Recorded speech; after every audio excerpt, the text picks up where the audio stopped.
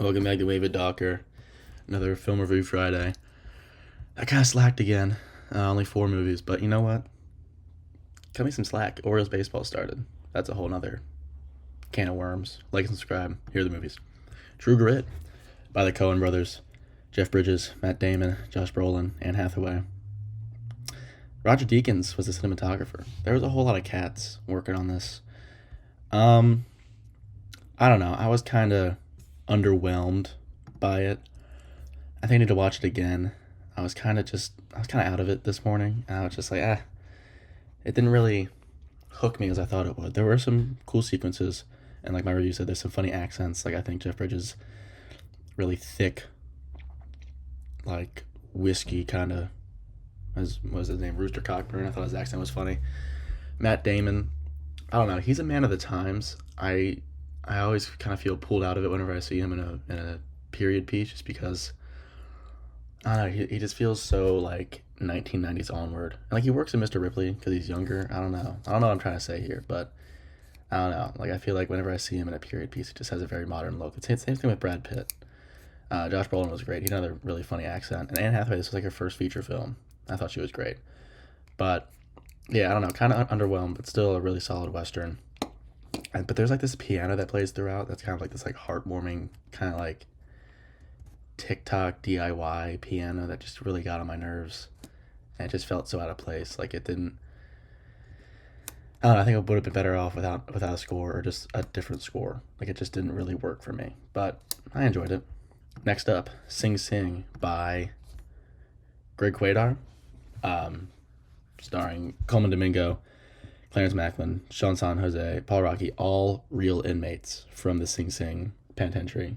Not Coleman Domingo, obviously, but oh my god, dude, this film is magical. It is just so damn heartwarming and endearing, and there's just so many moments where you're just like, damn, dude, like, oh, it's just it is. I don't want to spoil too much. Like, there's so many moments that I think it's best if you just experience for the first time. But it's wonderful. Coleman Domingo gives an absolutely ridiculous performance, and I knew that a few of the dudes in this were actual inmates, but I didn't know that like pretty much everybody besides Coleman Domingo and Brent, the director of the theater department, were former inmates. Like that just blew me away. Like that's just so admirable and just wonderful. Like seeing these guys, you know,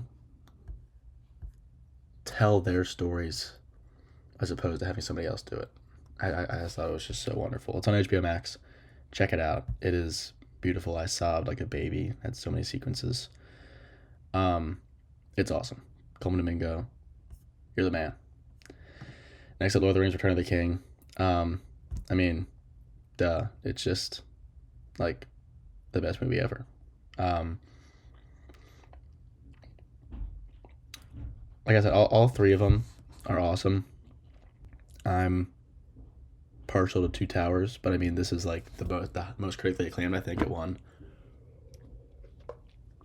like 12 Oscars, like best picture, best score, best edit. Like it won everything. It swept the Oscars, um, and deservedly so. I think I said this in the last video about Viggo Mortensen's Aragorn, but it is just like the most iconic and just powerful portrayal of a fictional character in a movie saga. Like right up there with Harrison Ford as Indiana Jones. Like I said that last time, but I don't know. Just Viggo Mortensen as Aragorn. Everybody like when you read these books, when someone like just gives you like a hypothetical or like just when you're forced to imagine these characters as opposed to seeing them, you see Orlando Bloom's Legolas, John Rhys Davis Gimli, Ian McKellen Gandalf, Elijah Wood Frodo, Sean Astin Sam, you know, uh, Christopher Lee Saruman, Viggo Mortensen as Aragorn. Like you see, it's just perfect casting. Like they all just nobody's phoning it in. Everybody is just rocking the house. And I'll never fail to sob like a baby at the end when Aragorn's like, "My friends, you bow to no one, they all bow to the hobbits." I cry like a little baby bitch. It's just perfect. These movies are perfect. I want to watch them all over again.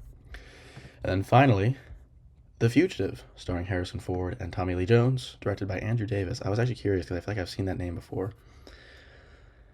Holes. I've seen Holes. Yeah, but not a lot. Collateral Damage. I think it's like that's kind of on my watch list. I want to see that. I like Schwarzenegger.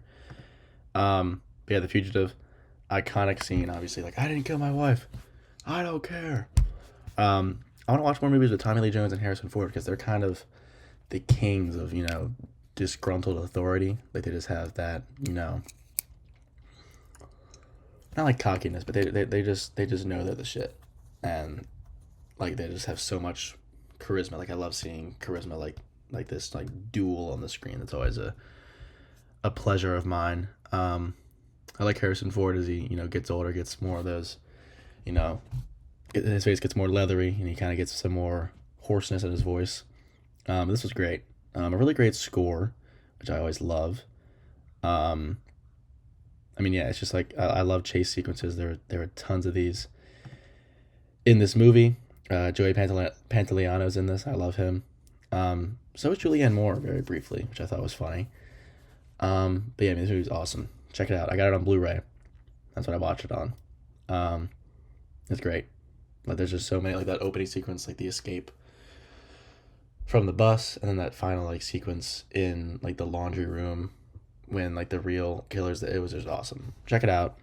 Um, it's just fun. Harrison Ford, Tommy Lee Jones. I mean, what more can you ask for? Those are like two of the goats. Those are the movies I watched this week. I'm gonna try to lock in, but Orioles season, working, school 4 days a week, kind of tough. Cinephile, maybe. I'm not. I'm not a cinephile, but summer, a few more months, so lock in, like and subscribe. Peace out.